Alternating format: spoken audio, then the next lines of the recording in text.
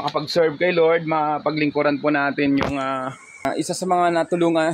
Hindi lang isa, karamihan po dito ay mga natulungan din po natin, na vlog po natin sa lugar na ito, dito sa Kupang mismo.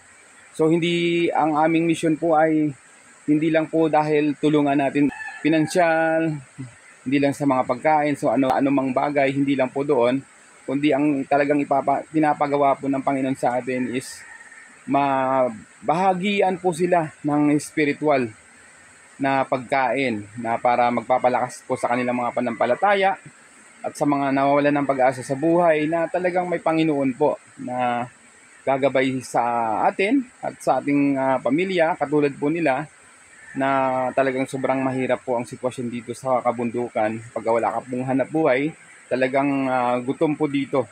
Oldies TV, serbisyo sa mga senior citizen at PWD. Please support. Let me walk upon the waters wherever you would call me. Good morning. Mag-update lang din po ako. Although kaka-upload ko lang po kagabi ng isang pabati po dun sa ating kaibigan na isang construction worker po at isa po siyang content creator na rin po. Paki-check nyo lang po sa bandang ibaba na ito ng video na ito, ay mapanood nyo po yung kung paano nagtrabaho ang isang construction worker. At the same time po, isa siyang vlogger ngayon na nagsusumikap na makilala at maabot po ang kanyang mga pangarap na maging isang monetized channel. So hindi pa po siya nakaabot ng 1,000 subscribers. At the same time, mayroon pa rin siyang bubuuin na 4,000 watch hours. Mga viewers po ng Oldies TV, ako po ay nakiusap sa inyo na pakitulungan naman po natin sa mga hindi pa po nakasubscribe. Sa bandang title po nito sa baba na may nakalagay po na OFR TV, i-click nyo lang po yon, yung OFR TV. Pusa pong magbubukas po ang kanyang channel at doon na po kayo mag-subscribe. Manood lang po muna kayo ng kanyang video. After po nun, mapanood po ninyo yon, ay mag-subscribe, like, and click nyo rin po ang notification bell para maging updated po kayo sa kanyang buhay construction worker. Although doon talaga siya na-inspired na maggawa ng content dahil sa kanyang sitwasyon na hindi talaga pinipili kung anong hanap buhay natin. Ang mahalaga po yung marangal. At the same time, sinasabay niya nga po itong pagiging content creator. Pa-support naman po sa lahat po, no? Sa lahat na hindi pa po nakapag-subscribe kay OFR TV. Click nyo na lang po uli ang kanyang pangalan sa dulo po ng title. Pag kinilik nyo na po yon, ay pupunta po sa kanyang channel. So yan, maraming salamat po muli sa inyo sa araw na ito. So buhay ko po dito sa bundok. Ito po, tuwing pagka umaga po ay ito talaga, nagbabasa po tayo ng Biblia, ng salita ng Diyos. So kanina po ay nakapag na rin po, habang nagkakape po tayo. Yan. Meron na rin pong pandesal at meron pong mga kape tayo, asukal. So ito po yung buhay ko po ngayon dito. So araw-araw po ako nandito sa bundok. Ayan. Kubo po ito na kung saan po ay nandito po tayo naglalagay ng mga gamit para po dito sa church. At safe naman po ang lugar na ito dahil araw-araw po ay nandito po tayo. Yan, kung makita nyo po ay nasa bundok po tayo. At doon ay mas mataas po na bundok. Malawak po kasi itong bundok na ito, na kung saan po ay nandito po tayo ngayon. So araw-araw po nandito po ako. Ito po talaga buhay ko dito sa bundok. Dati po akong isang empleyado, hindi na po ako namamasukan. Bali ay ang sa glory po ni Lord, so wala po talaga tayong income ngayon, kundi pag biniles ni Lord yung ating YouTube channel, ay magkakaroon naman po ng konting kita by the grace of God, no? Tuloy-tuloy lang po tayo. At hindi man tayo kumita ng malaki, at least meron po tayong nakukuha na kahit kaunti, at least makakatulong din po yun. So, eto, gumawa po ako ng konting trapal at para po ito sa mga bata.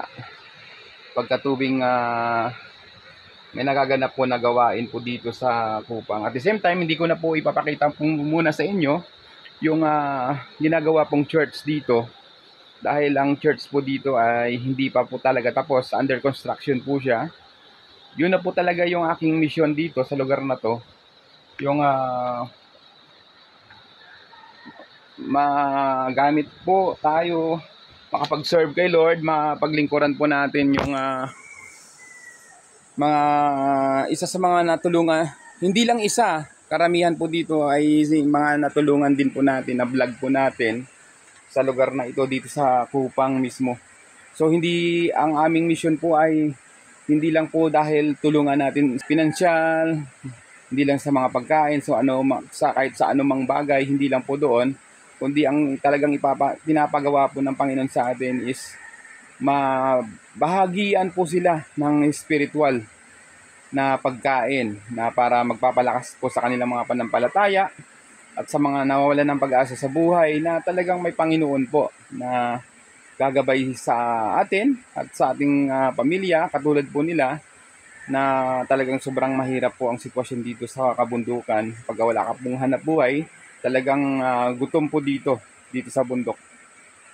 At salamat din po sa Panginoon dahil ginamit po tayo dito sa lugar na ito para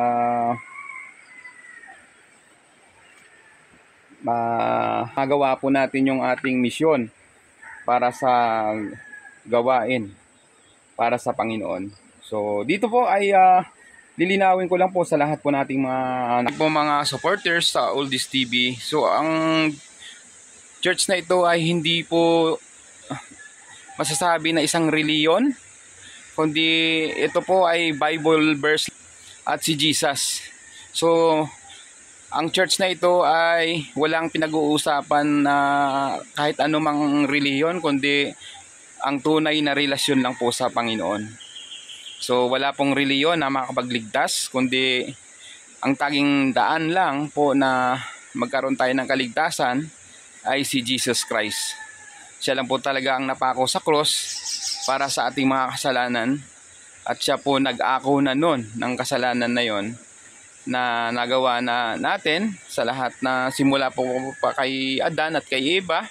So talagang ganun po kabuti si Lord.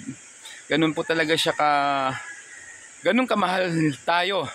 Tulad nga po dun sa sinabi sa John 3:16, no? Sabi doon, gayon na lamang pag-ibig ng Diyos sa sanlibutan, ibinigay niya ang kanyang bugtong na anak upang ang sino mang manampalataya sa kanya ay magkaroon ng buhay na walang hanggan. So ganun po kabuti si Lord sa atin. Ito po talaga buhay natin ngayon dito sa bundok. So parang bundok lang siya, para wala po kayo nakikitang bahay, pero marami pong kabahayan po dito sa lugar na ito. Hindi lang po natin makuhaan ng video kasi nasa area po tayo na kung saan sa site po ng church na tinatayo po dito sa Kupang. Ayan. Ito na talaga yung aking ginagawa nga po dito sa Kupang. So tayo po ay nag-share ng magandang balita sa Biblia sa mga tao po dito sa lugar na ito na naaabot po natin. At the same time, vlog din po paminsan-minsan. Pero sabi ko nga, tuloy-tuloy lang po talaga tayo.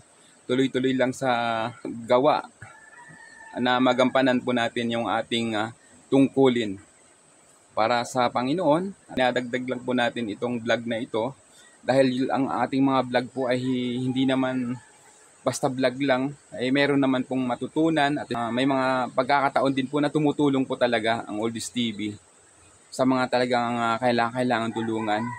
At nagpapasalamat po ako siyempre sa lahat ng ating mga supporters po sa Oldies TV na talagang nagpapadala, tumutulong pinansyal sa mga lula po na napapaabutan natin ng tulong. So hindi nga rin nga po lahat halos na videohan natin kasi dahil sa pinapaabot na lang po natin yung pera or support sa kanila na hindi na nagkaroon ng vlog po talaga.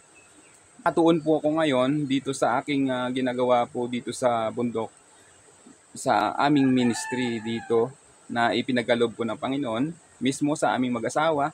Dalawa po kaming mag-asawa na nagsuserve kay Lord, ginagamit po dito sa lugar na ito. At sa mga nagiging katuwang po natin dito na manggagawa sa church, no, na sumusuporta din po sa amin mag-asawa. At talagang napaka-bless po tayo dahil hindi tayo nagpapagamit ng buhay natin sa anumang gawain na sa sanlibutan, kundi para sa Panginoon lang po, no, itong ating ginagawa. Kaya maraming salamat po sa inyong lahat sa suporta po ninyo. Hindi man po ako naging active sa pag-YouTube, ay nagpapatuloy po akong na gumawa po ng mga content din po para po sa ating lahat na ma-update din po kayo sa ating ginagawa po dito. Sa ngayon, priority ko po ay church, yung family, at eto na rin po yung aking pagbablog po ay tuloy-tuloy pa din naman po. Tulungan nyo po tayong i-share yung mga video na ito kung kinakailangan naman po para lang may makapagpanood nito. At hindi rin po pag-skip ng ads ay malaking tulong po yon para sa ating channel. Yung hindi pag-skip po ay nakakaipon naman po ng kahit paunti-unti po, no? Makakaroon din po tayo ng sweldo na kahit konti po, at least meron po. So sa lahat po ng nanonood, malaking bagay po yung hindi ninyo pag-skip ng ads. At sa iba po talaga ay hindi lang po ads ang kanilang pinapanood, sila po ay nagpapadala po ng tulong pinansyal through GCash po, no, para sa ating mga senior citizen at PWD. So hindi po tayo, wala pong amount at hindi po tayo nanghingi. Hindi rin po ako nagsasabi sa inyo na tulungan nyo po ako, pero may mga tao talaga na kahit hindi naman po sasabihan sila, ay regular po na nagpapadala po sa ating mga senior citizen at PWD. Maraming salamat po. Shoutout ko lang po ang ating mga kaibigan, lalo sa aking mga kasama po sa YouTube, sa grupo. Na syempre po si Ma'am Erlyn Cares, sila ni Ma'am Pabs Jan Vlog, Ma'am Real B Vlog, Ma'am Flor Vlogs, and Ma'am Grislin TV, ayan. It's Travel, and the same si Ann TV, yan, sa mga lahat po yan, si Ma'am Gina Choico. Ano lang po ito, no? Parang pa-shoutout ko na din po. At sa lahat-lahat po na talagang hindi ko mabanggit yung pangalan. At isa po talaga din sa tuloy-tuloy po na supporters po natin na tumutulong po sa ating super chatter. Super thanks si Mama Japina TV, maraming salamat po sa inyong suporta from Japan, no? Maraming salamat po sa inyong pa-super thanks palagi po sa ating mga upload. Salamat po sa inyong tulong. God bless. At sa mga hindi pa po, sa susunod po, ilalagay ko rin po. So, hindi naman po lahat po mababanggit ko po, at ako po ay nagpapasalamat talaga sa inyo sa tulong po ninyo, dahil hindi lang po pagpapanood, kundi talagang sinusuportahan nyo po yung aking mga vlogs po, yung mga na-upload po natin. Ito po ay hindi lang naman po para sa akin, kundi ito po talaga ay ang mission po ng ating vlogs, ay makakatulong po talaga tayo sa mga senior citizen at PWD. At ang focus ko po ngayon dito is dito talaga sa bundok, dito sa Barangay Kupang. So hindi man po tayo makakarating sa iba-ibang lugar, dito po muna tayo sa Kupang. So dahil dito po talaga ako naka-base, dito po muna tayo tutulong. At sa mga karatig na lugar po dito sa Antipolo City. So ako po ay wala rin naman pong inaasahan at inihingian. Si Lord na lang po bahala sa inyo, na kayo po ay hinipuri ng Panginoon para tulungan po ang aking mga hadikain sa buhay. At kayo naman po ay lalo i-bless ni Lord doon sa inyong mga ginagawang pagtulong. Maraming salamat po sa inyong lahat, sa inyong patuloy na suporta. God bless us all po. Salamat po sa inyong pagpapanood. Bye-bye!